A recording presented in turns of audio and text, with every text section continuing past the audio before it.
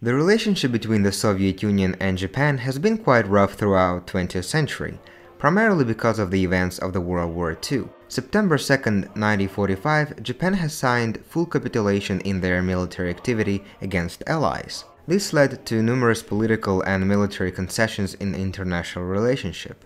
Surprisingly enough, signing peace treaty between the USSR and Japan has been a matter of consideration and negotiations for many years to come. By the time I am creating this video, which is April 2019, both Japanese and Russian leaders have met several times, and the peace treaty is yet to be signed. It is important to mention these events because the absence of this document can't put the final dot in the sentence of affirming the results of the World War II.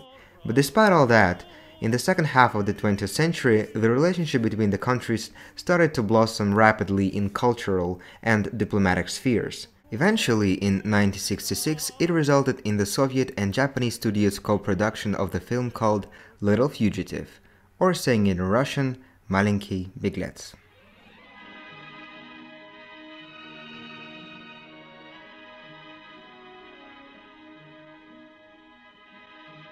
To say that this project was a massive work of talented people means to say nothing.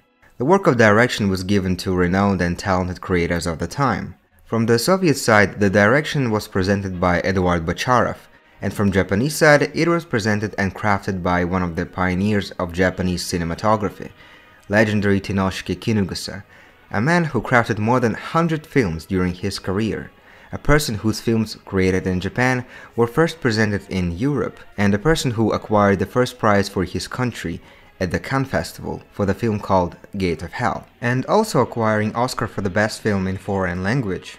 But the level of professionalism delivered to creating Little Fugitive doesn't stop only at director's chairs.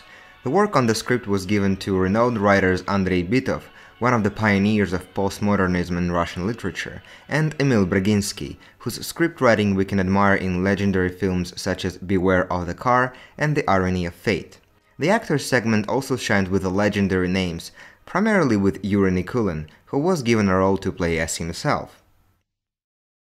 The film tells a story about a Japanese school kid, Ken Kawama, living and being raised by his uncle, who once was potentially extremely talented violinist. Unfortunately, alcohol and spending time in local bars has brought him down to the streets, where he now works as a local musician at the restaurants. Ken himself, being a very plodding and kind boy, also helps his uncle to raise money by playing violin and looking after him at worst times.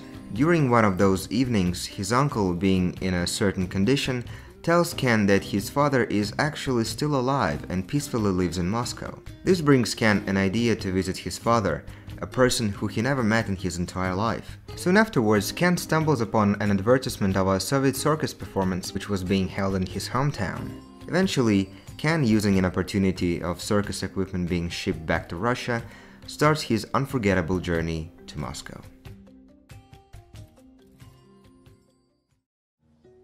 Little Fugitive can be seen as a fairy tale that was put into a road movie.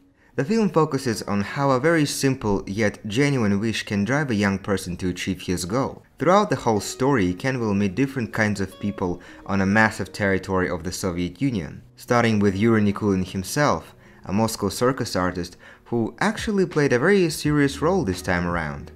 It is an interesting perspective to look at this genius actor, especially for a Russian audience, because most of his well-known roles in other legendary Soviet films are comedic roles, and we don't see him very often without a smile on his face. Apart from Nikulin's son, as Ken calls him, he will also meet all kinds of people of different social statuses, including retired police officers, woodcutters, hunters, builders, and musicians, and all of them will somehow help Ken make his journey safer and attainable.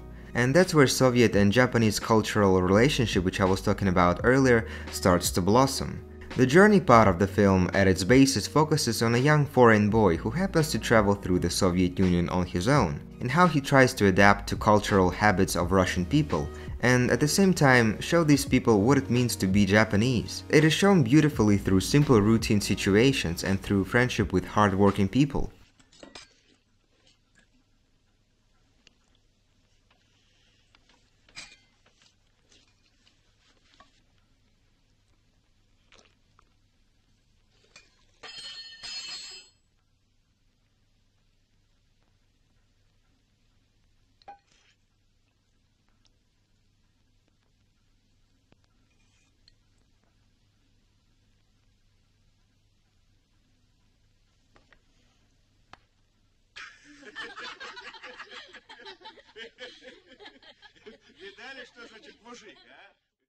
In our day and age, it is a rare instance to see such a kind movie, which primarily is made for kids, yet is striking for people of older age. On the surface level, Little Fugitive serves a good message to children that wonders do happen, and most of these wonders are made by fellow human beings, even if these fellow human beings present you wish-fulfilling Matryoshka dolls.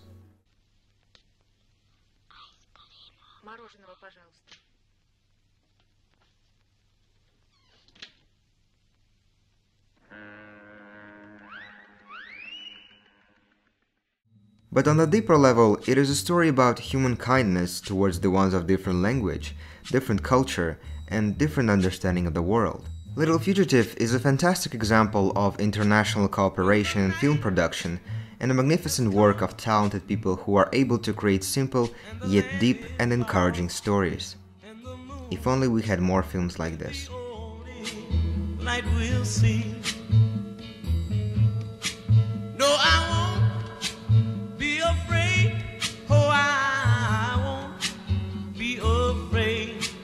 Just as long as you stand by me. So darling, darling, stand by me. Oh, stand by me. Oh, stand by me. Stand by me. If the sky that we look upon should tumble and